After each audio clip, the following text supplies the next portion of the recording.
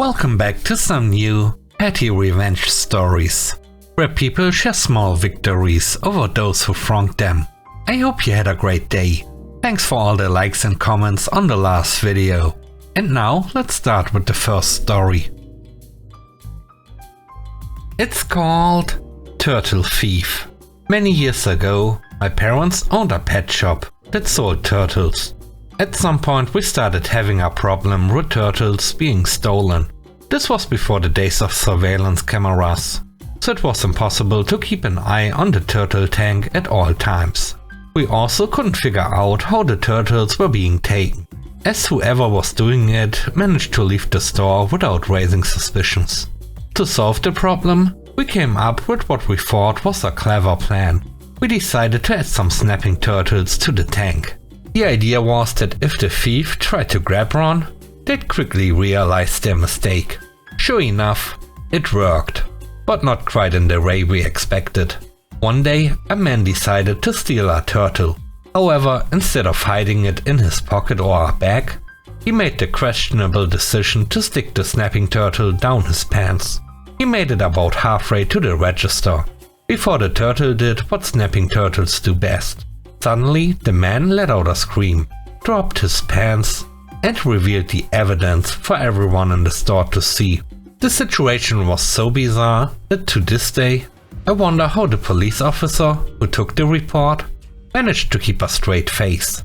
I also can't help but wonder what the man told the doctor if he ended up at the emergency room, or if he decided to forgo stitches entirely.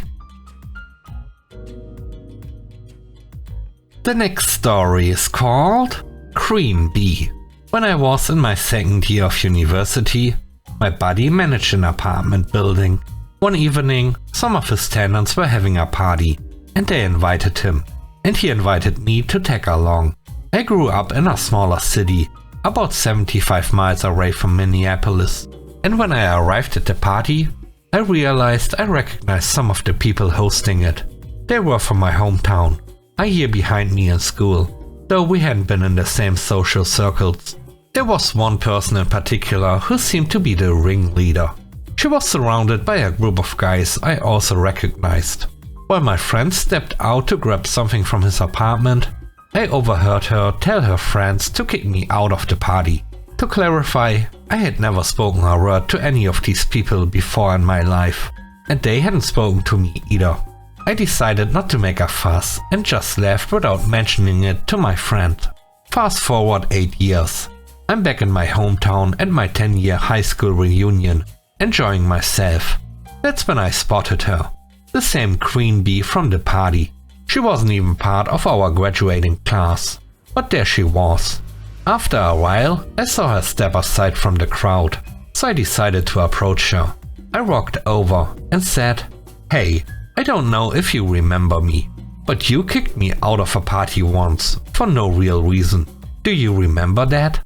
She seemed taken aback, but admitted she struggled with alcohol back then and apologized.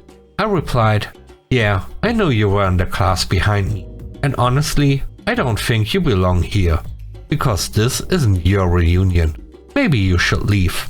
She looked stunned and emotional, likely realizing how her past actions had affected others. Whether she changed after that moment, I can't say, but that day, I felt like I finally got a little closure. A dish served cold, as they say. The third story is called Rude Call. A few years ago, I was the electronics department manager at a well-known retail chain. One evening, I was working the closing shift, which ended at 11 p.m. At the end of the night, I was the only associate left in that part of the store. Toward the end of my shift, I was straightening merchandise in a different section when the phone rang in my department. It took me a little while to get back and answer it. When I picked up, the person on the other end asked if we had the new Madden game for Xbox. I said, "Sure, we have plenty in stock." His response, "Oh, okay. Next time do your job and answer the phone." Then he hung up. That comment really got under my skin. I decided to have a little fun with the situation. I went over to the game case, pulled out every single copy of Madden for Xbox and placed them behind the electronics counter. Then I waited. About 15 minutes later, 2 guys walked in. They made a beeline for the game case. After a few moments of searching, the first guy stepped back, looked around, and then locked eyes with me. I gave him a calm, smug look, the kind that said, "Yeah, I'm the only one here." Instead of asking me for help or confronting me, he just walked away, visibly defeated. The last story is called Wrong Target. A few years ago, my partner and I managed a bar that featured live acts every Friday night. When we took over, we inherited a few bookings from the previous managers, and we honored those commitments. One evening, we had a comedian performing who had been a regular at the bar before we arrived. At the time, I dressed casually, like a student, and had long dyed hair. The regulars all knew I was the manager, and my appearance wasn't an issue for them. The comedian started his act, spotted me collecting glasses, and decided to turn me into the target of his jokes. He began complaining about students, how lazy they are, pointing at me, and saying things like, "Look at this one, can't get a proper job, and what's with the hair?" The audience wasn't laughing, but he kept going, doubling down on the remarks. I just smiled and continued working. After his set, I went to pay him. He already had a few more bookings lined up with us, clearly expecting everything to go smoothly. The joy on my face as I said, "No thanks, I'm the manager and I won't be booking you again," was unmatched. Watching his expression drop was absolutely priceless.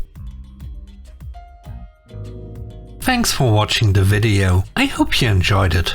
If you did, please don't forget to leave a like, comment and subscribe. And if you have time, watch another one of my videos. Also, if you want to support me further, check out the channel membership or Patreon. And now, I hope you have a great day. See you soon. Bye bye.